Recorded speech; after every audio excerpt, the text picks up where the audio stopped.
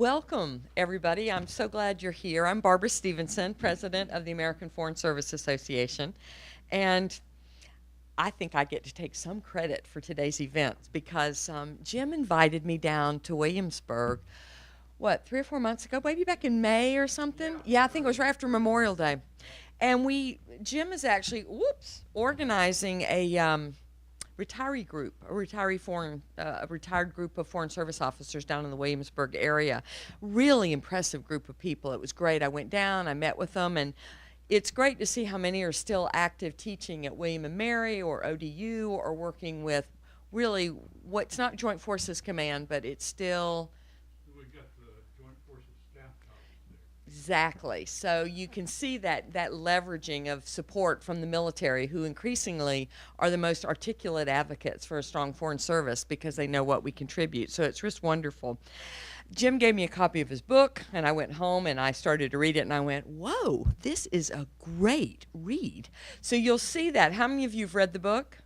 All right, this awaits you. Isn't it good? It's so compelling. So part of it is just, it's a great story, right? It's Vietnam, it's Tet, it's hiding as a French priest, it's the burning of Hue. It's just a really remarkable patch of history and the role that we played in it as diplomats. But Jim's a great writer. He was the editor of his school newspaper at Auburn, and you can just tell it's got that reportage kind of thing that is so good. So it's a really terrific book. It's a case study of what a career in diplomacy can and should be, from the highs and lows and everything in between. I think it's just a great way to introduce, people thinking about a career in diplomacy to how exciting it can be. There's even the lows, right? Your tour in INR. Oh, Jim. Where you get one boss, let's just say not part of the Foreign Service, I won't say anymore, who doesn't really like you. And the next thing you know, you've got a bad EER in your file, and despite the fact that you have leapt over buildings with a single bound, this thing haunts you forever until who comes to your rescue? Ta-da! That's right. So it's got all the pieces that you would want. It's got action, it's got a wicked boss that needs to be reined in and brought into perspective, and it's got a career that was just stellar. I am so happy to have Jim Bullington gracing the halls of AFSA today. Please give him a big round of applause as he takes the podium.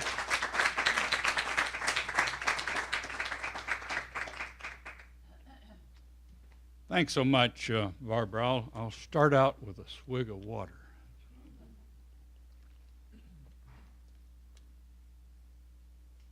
It's so good to see some old friends from CSO and Burundi and so forth. And I really appreciate your turning out today. In the book and this presentation that's drawn from it, I've been doing the presentation at other places as well, around Williamsburg mostly. But I tell stories and share my experiences, from having a cross burned on my front lawn in Alabama, to becoming a French priest behind North Vietnamese lines in Hue, to helping end a 30-year insurgency in Senegal, grace of CSO. I also include a brief overview of the State Department and Foreign Service in almost all the presentations I do, mindful of AFSA's long-standing campaign to build public understanding of diplomacy in our profession. Who we are, what we do, that sort of thing. But stories are really more memorable than facts and figures, so they constitute the bulk of my book and book talks as well. To highlight that many Americans are not really familiar with the State Department and Foreign Service, I usually begin with a story about my 1963 homecoming to Chattanooga after I'd completed the A100 course here at Washington. I got a long weekend, so I went back. My parents, of course, have organized a barbecue for all the neighbors and relatives and so forth. Folks knew that I'd recently got out of college and went off somewhere doing something, but they were curious, so they asked. First couple asked me what I was doing. I said proudly, well, I've joined the Foreign Service. And their eyes got big and their jaws dropped. And the man said, now, why in hell would you go and do a thing like that? They had been watching a lot of old Hollywood movies on late night TV and got the Foreign Service mixed up with the French Foreign Legion. Thought I was off in Africa somewhere fighting with the French. But the next time I was asked, I decided I would reformulate the response. The man asked what I was doing. I said, I've gone to work for the State Department.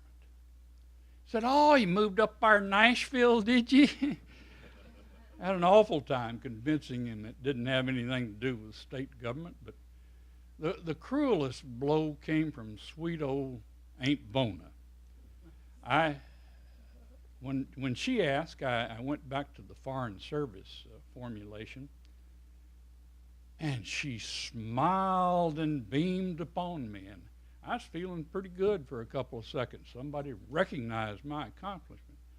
Then she said, well, I know you're going to look mighty good in one of them there smoky bar hats. She heard Forest Service. I never did get to wear a smoky bar hat.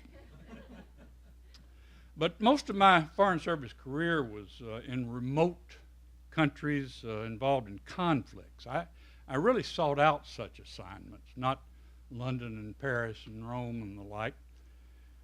This preference for less traveled roads may trace back to my youthful experiences in Alabama.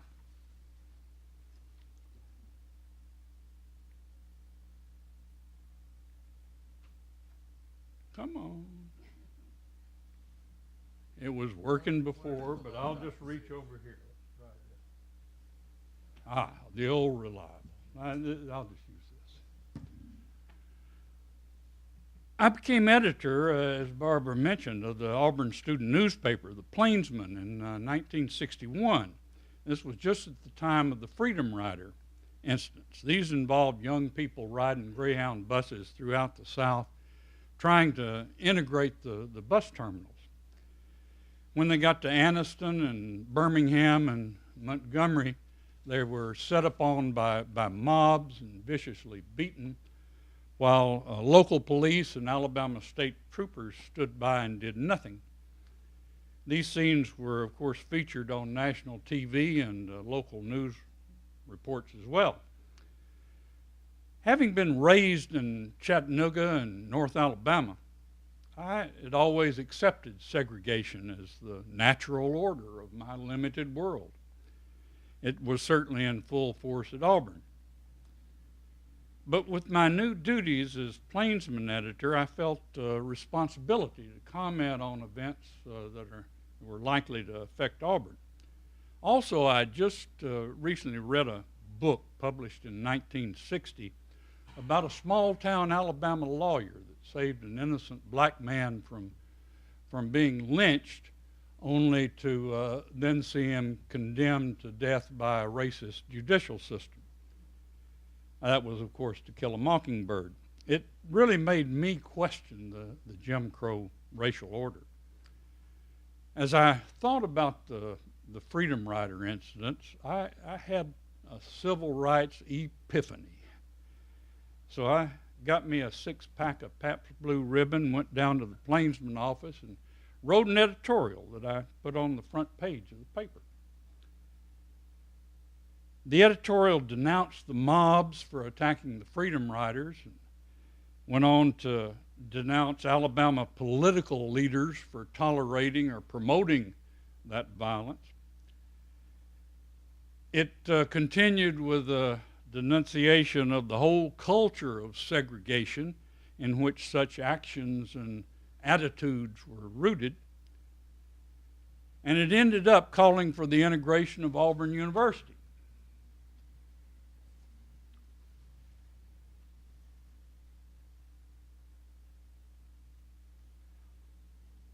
Now that doesn't sound so radical today in Washington in 2017, But in Alabama in 1961, it was downright Bolshevik. Reaction began with a Ku Klux Klan cross burning on the lawn of the fraternity house where I lived. There were a bunch of threatening phone calls. Students burned copies of the paper and shouted insults while I was walking across campus. President of the university denounced what he called my irresponsible radicalism and demanded that I submit all future editorials to the Dean of Student Affairs. The next day, this story was in newspapers, not only across Alabama and the South, but throughout the nation, even the New York Times and Washington Post. This, of course, caught the attention of the governor, the Honorable John Patterson, featured here on the cover of Time magazine. He threatened to cut off Auburn's appropriations unless something was done about that radical Plainsman editor. Now, y'all have heard of George Wallace, I'm sure, who became famous as the leader of resistance to integration. Well, Governor Patterson had actually defeated Wallace in his first race for governor in 1958 because, as Wallace said in a noted post-election analysis of the reason for Patterson's victory, which was inadvertently recorded on an open microphone, and I quote, "No other son of a bitch will ever out-nigger me again." Unfortunately, Wallace kept that vow. But you see what kind of guy Patterson was. He had become a national symbol of resistance to integration before George Wallace did. And his reaction to my editorial was, let's say, vigorous. I survived this pressure from the Klan and the university administration and students and from the governor. I actually refused to submit to the censorship that they demanded and continued to publish editorials critical of segregation until the end of my year as editor.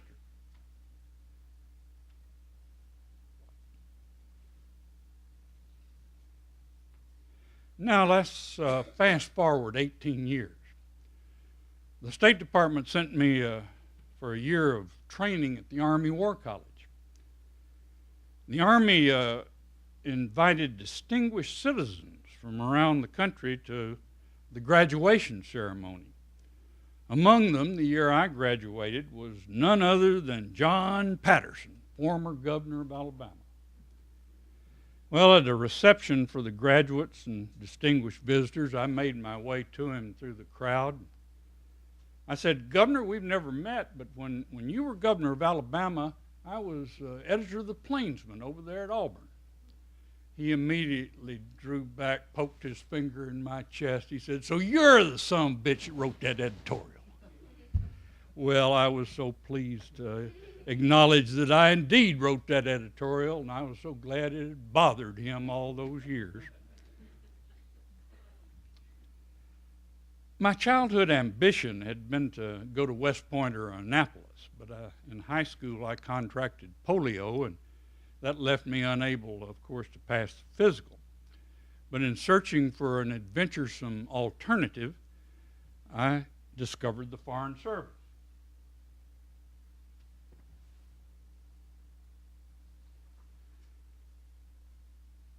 Now here we have a couple of slides with just the basic facts and figures about the State Department and the Foreign Service, size, budget, our career system, that sort of thing.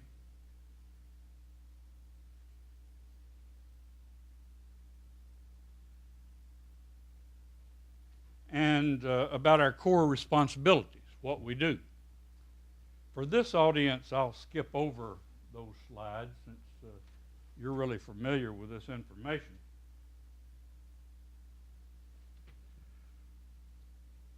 Because I spent most of my career in these sorts of assignments, I highlight another category of Foreign Service work that might be called conflict prevention and response. It's also been termed expeditionary diplomacy. Neil knows this is a term I pushed when I was in CSO for a while. And it's also a major part of what's often called American soft power. I've listed some of the activities under this rubric on the slide. Now, this function has waxed and waned over the years, but there was a big surge when hundreds of FSOs were sent to Vietnam, principally for counterinsurgency operations. I was one of them.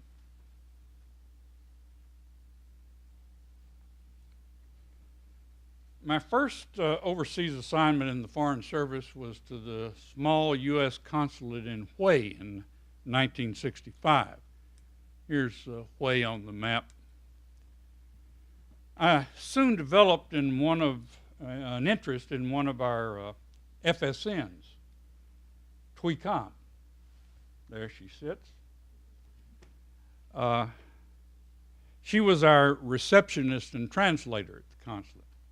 Our courtship continued when we were both transferred to the embassy in Saigon in 1966 after the consulate was burned to the ground in an anti-government rioting.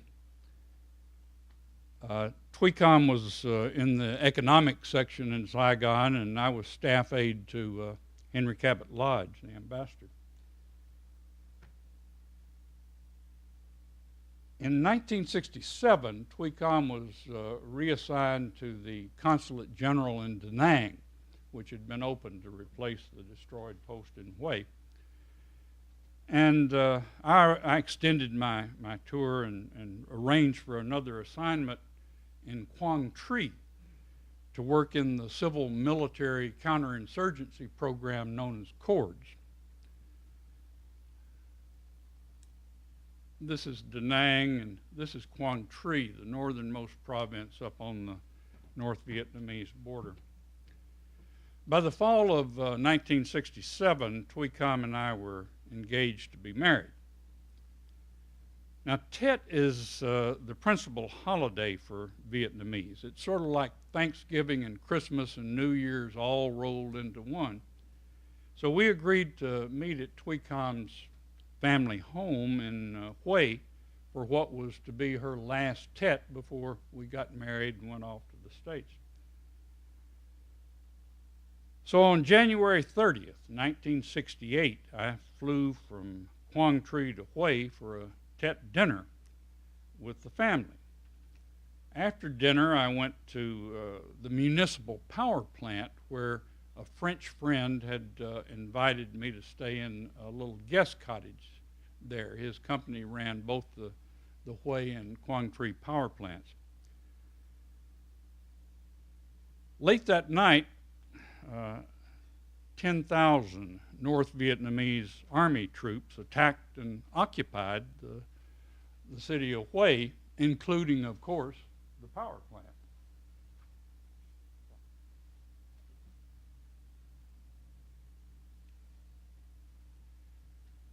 Early the next morning, I went into the plant to find my friend, Albert, who told me what had happened and said I should return to the cottage, noting that it would be mortally dangerous for both of us if the North Vietnamese discovered me and that I was an American. So I recrossed a courtyard that I'd already crossed once in full view of the NVA soldiers. But they must have thought I was a Frenchman working at the power plant. In any case, they didn't stop me or ask any questions. So I went into that little guest cottage and spent a very, very long day pondering the situation. That evening, Albert led me out a back door and over some fences to the home of a French priest, Father Cressonnier. He gave me a black gown and a set of beads, and for the next 9 days, I was a French priest behind the North Vietnamese lines in Hue. For a Tennessee hillbilly raised in the Church of Christ, that in itself was a notable adventure. We expected friendly forces to recapture the city pretty quickly, but that didn't happen, alas, and as the days wore on, we could tell the fighting was getting a little closer and closer, a fact that was dramatized by a mortar round that essentially destroyed the second floor of the house. We were downstairs at the time and were not injured.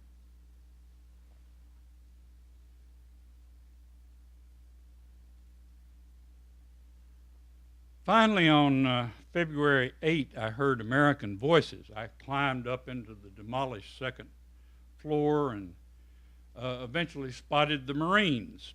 I waved and made signs and let them know I was an American. When they got to the house, so as not to advertise to neighbors that Father Cressonier had been hiding an American, the Marines wrapped me in a blanket and carried me out on a stretcher as if I were a wounded Marine. In a couple of days, I found space on a medevac helicopter to Da Nang and reported to the Consulate General there. After debriefing and some food and some sleep, I told my bosses there I had to return to Hue to look for Tuy-Cam. They said, no, you're not to return to Hue. You can't do it. The fighting is still raging. It's much, much too dangerous. You can't go to Hue. Well, I decided to go anyway and went out to the Da Nang Air Base and found a friendly Army helicopter pilot and hitched a ride into Hue.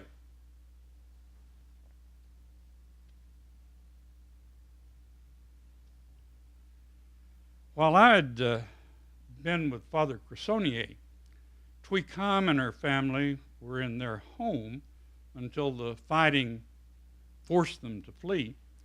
They made their way to a refugee camp near American headquarters at the time, where Tuy-Cam had learned that I had survived and had been evacuated to Da Nang. She went to the nearby helicopter pad to try to get a ride to Da Nang herself. She hadn't been there long until a helicopter landed and I got off of it. Well, our reunion was emotional. Appropriately enough, it was February 14, Valentine's Day. Hue was finally cleared of enemy troops on February 26. During the 4-week battle, 700 South Vietnamese and U.S. forces were killed in the fighting, while the attackers lost some 5,000 of their troops. Each of the 3 Marine battalions engaged in the battle suffered casualty rates of nearly 50%. 3,000 Hue civilians lost their lives as an unintended result of the fighting, what we would today call collateral damage. But 3,000 more were murdered by Viet Cong cadre who went through the city house to house identifying enemies, taking them out and shooting them in the back of the head. This was by far the bloodiest battle of the entire Vietnam War. The bottom photo gives you an idea of the scale of the destruction. 80% of the city's houses and buildings were destroyed or heavily damaged.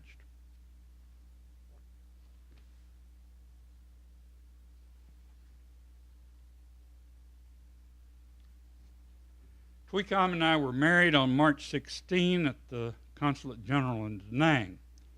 The wedding was a happy occasion, but the loss of many friends and relatives in the Tet Offensive was still on everyone's mind. We departed for the United States in April at the end of my assignment. My next assignment was to another war zone, Harvard. where the State Department sent me to get a graduate degree at the Kennedy School of Government. As a Vietnam veteran, I was not made to feel welcome on that campus.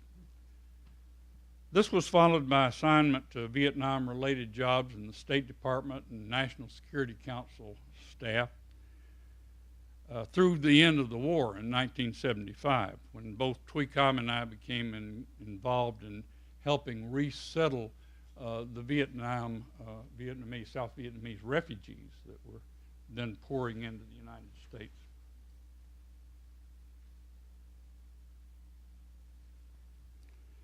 My Foreign Service adventures continued with assignments in Thailand, Chiang Mai, and Burma, both Mandalay and Rangoon, and then to 3 posts in Africa. In the first of the 3, Chad, I again experienced urban combat when the Civil War suddenly broke out in the capital, in N'Djamena, and we diplomats and other foreigners were trapped for several days under fire until we were finally evacuated by the French Foreign Legion.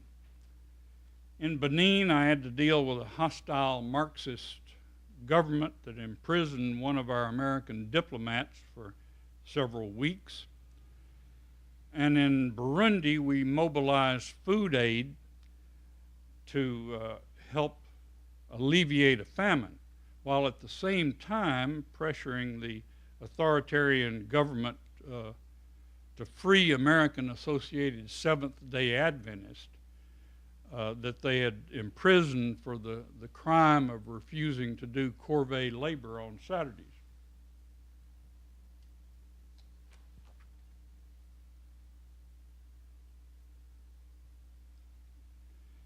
After retiring from the Foreign Service and a job as Director of International Affairs for the city of Dallas, sort of a municipal foreign minister, I returned to Africa in 2000 as Director of the Peace Corps program in Niger, a country that's mostly in the Sahara Desert. It's literally the poorest country in the world. And living conditions were challenging for the volunteers, who spent 2 years living on the edge of the Sahara Desert in a mud hut like this with no electricity, no running water, no telephone, and so forth. It was a tough assignment. Called it hardcore Peace Corps. Tuy-Cam and I enjoyed the experience of leading and supporting these volunteers, so much so that we stayed in Niger for 6 years until 2006 when we retired in Williamsburg.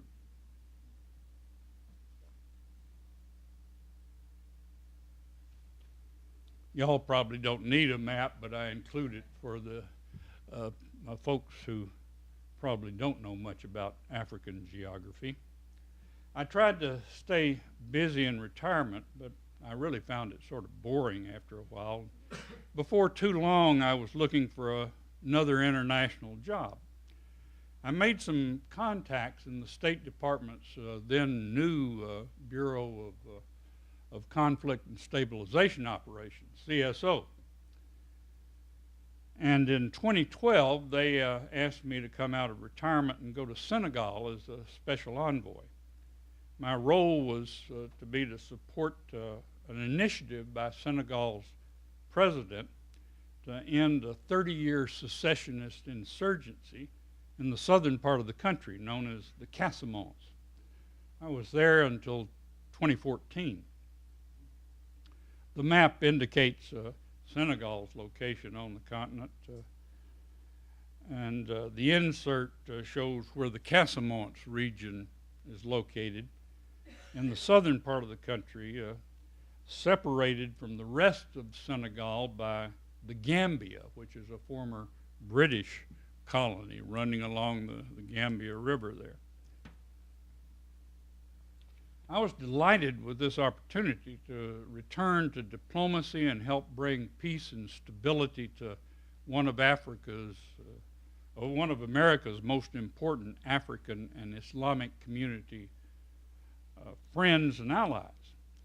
We especially wanted to help Senegal in this conflict, in the Casamance, so it would have resources, including troops, to be more active in UN peacekeeping operations in other African countries and in countering violent Islamist extremism worldwide.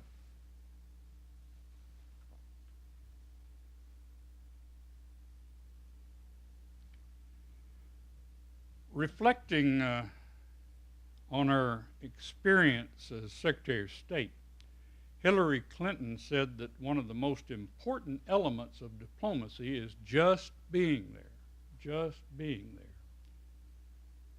Well, unlike her use of private emails for official business, she was right about that. And this Casamance engagement illustrates the kind of point she was making.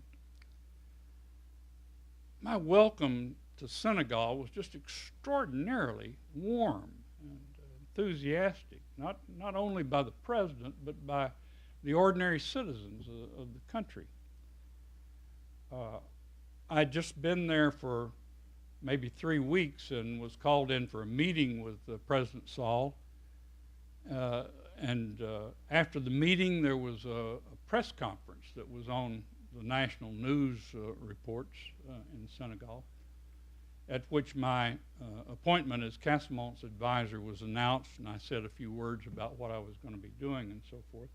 Well, that evening, when I got home to the hotel where I was staying, I was so surprised to see a bunch of the staff gathered, and they had some flowers and fruit, and they said, "Oh, we're so proud to have you staying in our hotel, and you're such a great man to come out of retirement and come over here to Senegal to help us in this terrible conflict that's been raging for so long."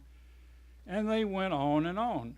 Well, of course, this made me feel good, but I realized that none of this had anything to do with me as an individual. It had everything to do with what my appointment represented. That is, the engagement of the government of the United States to support the president and government of Senegal in trying to bring this conflict to an end. The project consisted of me, a part-time deputy I recruited in Dakar, and one junior officer back in the State Department to support us full-time. So it was very low cost, even though it had a high impact. This illustrates another important point. Diplomacy is almost always the most cost-effective tool in the national security toolkit. My principal activities, in addition to just being there, were mobilizing international organizations, primarily the World Bank and the European Union and the UN bodies, to provide reconstruction and development aid for the Casamance. And secondly, to facilitate negotiations between the Senegal government and the two principal and mutually hostile rebel factions. I first went to Rome, where negotiations with one of the factions were being mediated by Sant'Egidio, a Roman Catholic lay organization that specializes in conflict resolution.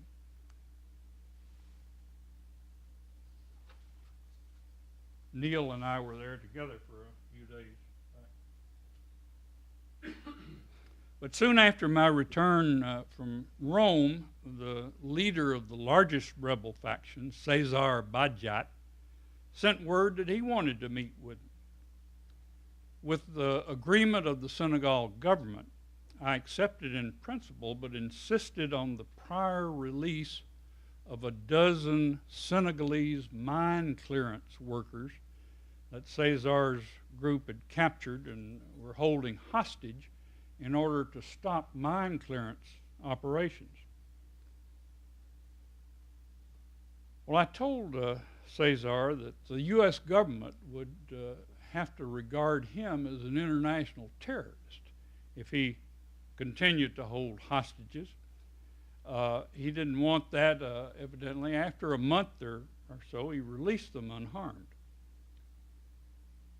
Cesar wouldn't come to an area controlled by the Senegal government, and I wouldn't go meet with him at his base camp in the Casamance. So we agreed to meet in São Domingos, a remote little town just over the southern border of Senegal in Guinea-Bissau, which is a former Portuguese colony there. The meeting was arranged by the International Committee of the Red Cross, ICRC, with cooperation of a leading Casamance political leader and the Archbishop of Dakar, who agreed to send along his deputy to the meeting to help guarantee my security.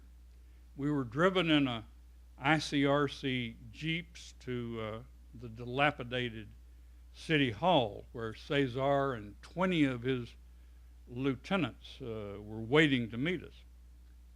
The atmosphere was actually very relaxed, and the 4-hour meeting ended with all of us, everyone, holding hands in a big circle while the Archbishop's deputy prayed for peace. Then I hosted a lunch for the group in a little inn in São Domingos, and we all parted cordially. Soon, negotiations between Cesar and the Senegal government were resumed, and an agreement was reached after a few weeks that permitted demining activities to proceed. Now, I would submit that this is hardcore expeditionary diplomacy and an example of frontline American leadership in helping a friendly government deal with a conflict that affects their interest as well as ours.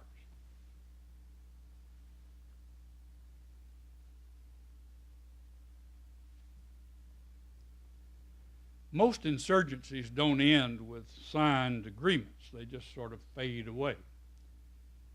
That's what is happening with the Casamance conflict. A sort of de facto ceasefire, which became apparent a few months after my arrival in Senegal, continues to hold at the last report I've had. I hope it still does. And the negotiations between the government and the rebels continue. Some hundreds of the fighters have given up the rebellion and begun the DDR process, disarmament, demobilization, and reinsertion in the community. And a few thousand of the many thousands of refugees that were generated by the conflict have actually returned to their homes. There's also been a surge in development aid going into the Casamance, primarily from the international organizations. And most importantly, from our point of view, Senegal sent a battalion to join the French-led operation in Mali that's blocking the threatened takeover of that country by a nasty jihadi group. And it also joined, Senegal did, the Saudi-led coalition battling Iranian-backed rebels in Yemen. These are positive developments for U.S. foreign policy, and they were facilitated by the Casamance Peace Initiative.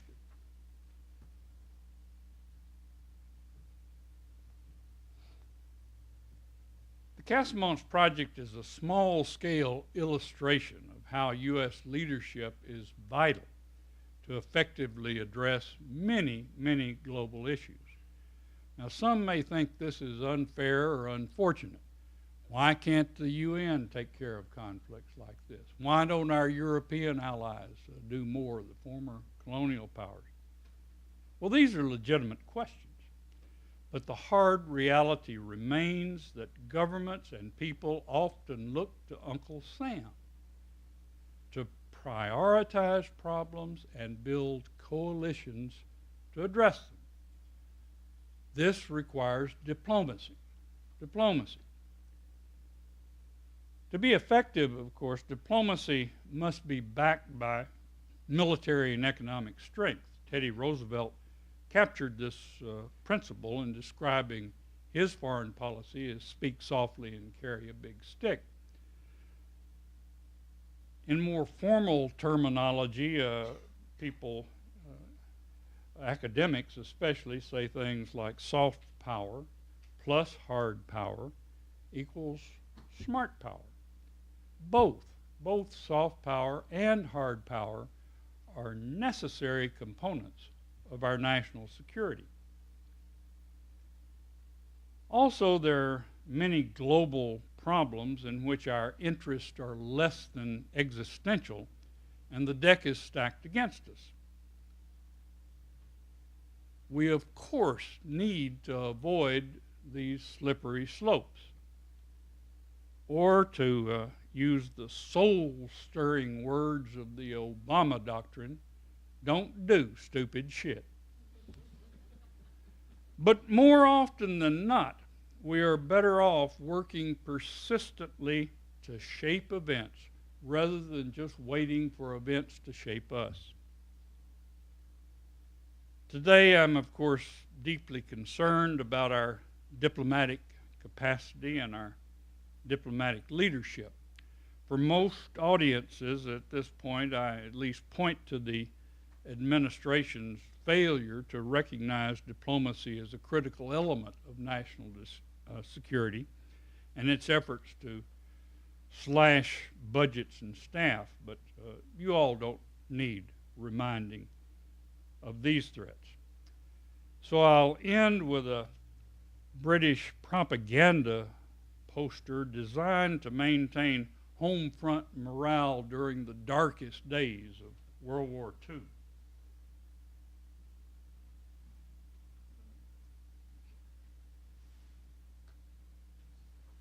This is the most optimistic message that I can muster today for the Foreign Service community.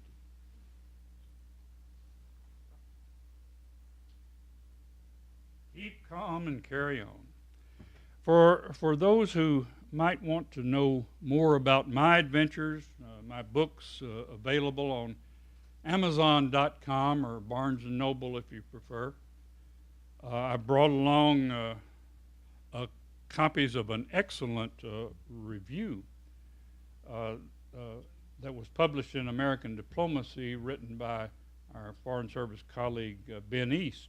Is he here today? Oh, Ben, okay. Glad to meet you. We've corresponded but haven't actually met. And you're welcome to pick up copies of that if you like. I've also brought along a few books I'd be happy to sell for $20 if you prefer not to order it online after the program concludes. And now I'd welcome any comments or questions.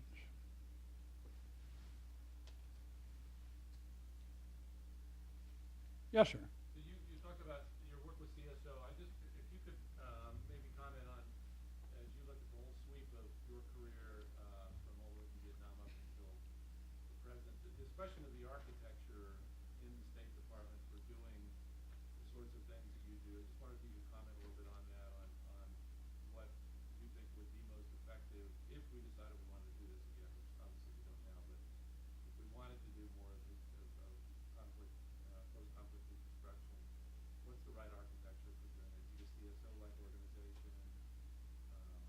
Barnett thought it was better as a whole separate ministry between the State Department and the NSC, or how would you see that? Well, I think maybe the most ideal situation would be if those kinds of projects were so deeply integrated in the regional bureau that you didn't need a special CSO or anything like that. That is not the case, has not been the case, and I fear that it will not be the case. So therefore, you need some sort of special organization for doing it. Now,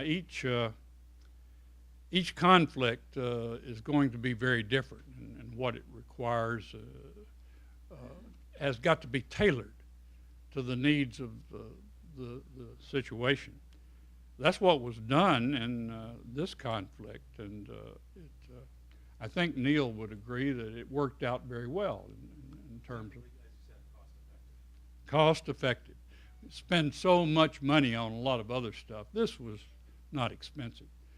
So sometimes you can just find an old superannuated ambassador or something and send them out to do something. And it works. Other things, I think you're going to have more structure and so forth. I would like to see, personally, maybe a Foreign Service subspecialty, probably within the political cone of conflict resolution. People who really are interested in doing this sort of thing are willing to go out and spend a substantial part of their career doing it, and will be able to do projects like the Casamonts or small-scale things like that, but would also be available if, God forbid, we get engaged in another major kind of conflict that requires larger numbers of civilian Foreign Service, USAID, and other people to help out with the counterinsurgency or whatever it is. But you would have that cadre to draw on and build on further. I'm not an expert on that, but you want to add anything, Neil? Well, I mean, with Bureau of Conflict Stabilization Operations, I think one of the things that certainly at CSO we see that there's kind of almost a discipline in looking at conflict. So it's good to span all the regionals, and while each one is unique, and I definitely agree with Jim that every place you work is going to be a little bit different. There are some truths, some best practices, some ways of looking at things that kind of cross regional boundaries. So I think it's a little bit of both, but I think that's kind of the thing that we look at is that, well, each is a little bit different. There needs to be some central location for conflict lessons learned, conflict best practices, conflict analytically driven approach. Yeah, good. Yes. Thank you very much for the presentation, sir. You might have seen we lost 4 special operations colleagues last week in Niger. I think it's refocused a lot of our minds on what expeditionary diplomacy might look like as environments become less permissive. You spent most of your career either outside the wire or at least in places where the wire was pushed quite far out. Curious your general thoughts on, staying inside the metaphor, I guess, where the wire should be, and if we should look at diplomats more like we look at military personnel, where we assume a certain degree of risk and that's built into the job, or whether we should be heading in a slightly different direction where we recognize the tasks that we can perform kind of from embassies and do those tasks well and pull back on the expeditionary side. Well, there's always going to be that question of drawing a balance between risk and mission accomplishment. And each case is going to be different and require judgment, experienced judgment to be brought to bear, and then we will not always get it right. My personal feeling is that we have probably gone too far on the balance on the side of security and as opposed to mission accomplishment. I'm distressed at the architecture of our embassies now. The beautiful new embassy in Dakar, which we went into while I was there, it reminds me of nothing so much as a very nice maximum security prison. And those walls and all of those measures tend to separate those on the inside from those on the outside, not just physically, but also psychologically. And at some point, you get a tipping point where it's just not worth it to maintain a post if you can't get out and do your job and do what is necessary. I think we have reached or exceeded that point today, and I would like to see some more willingness to take prudent risk in the service of the mission.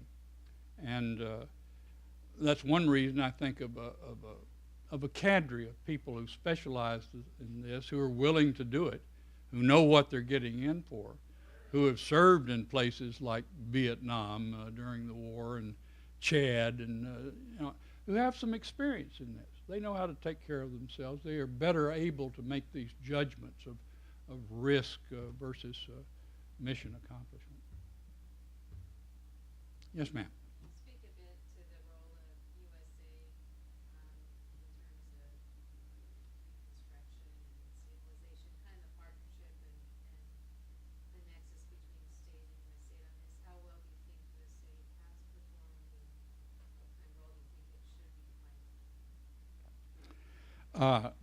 I think the disaster relief part works splendidly with USAID, AFSA, and those sorts of things. They have some very good people, specialists who have, that's not their first rodeo. They've been to these situations, and they know how to handle it, and they do it well.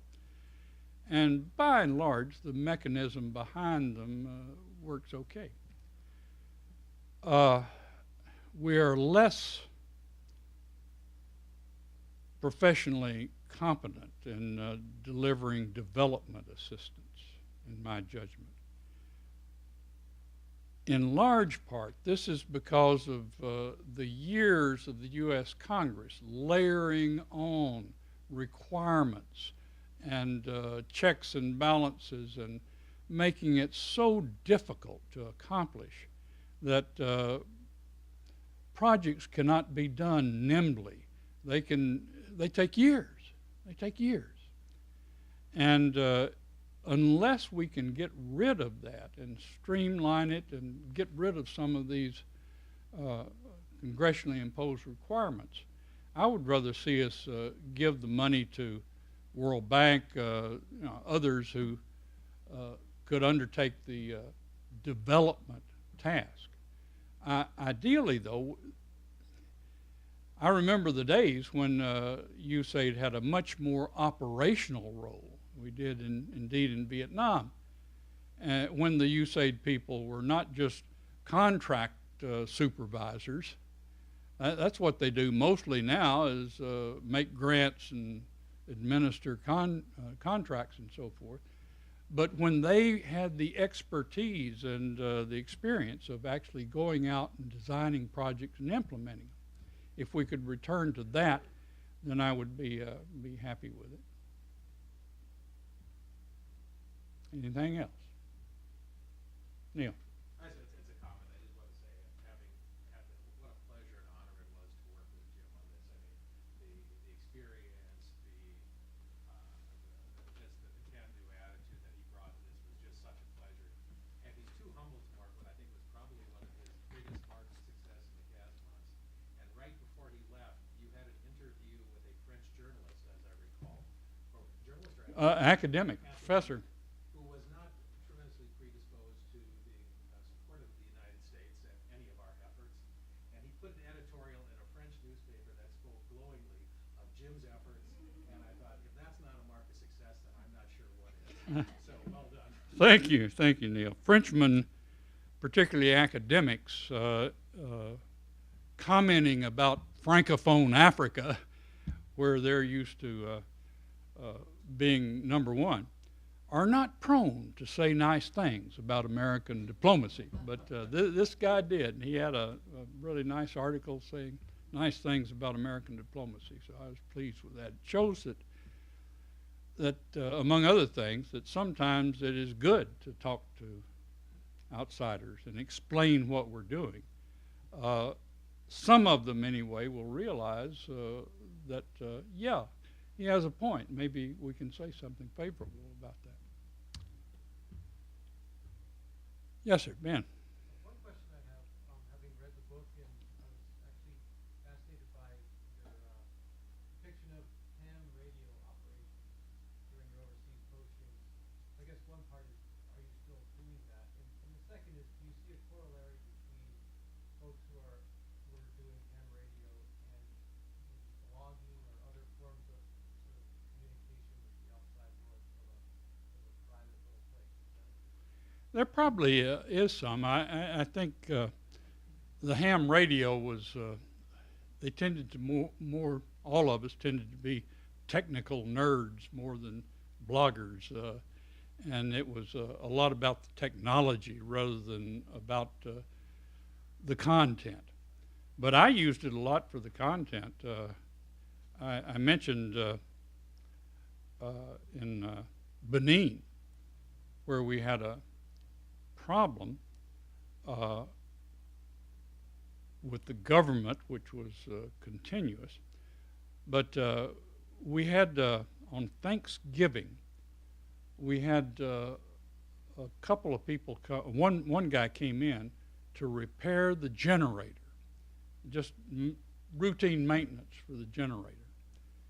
Well, he and our communicator at the embassy went to a Thanksgiving party, may have had more than one beer. On the way home, they made a wrong turn into a Beninese military camp. It wasn't halt who goes there. It was unmarked. It was just down a little dirt road.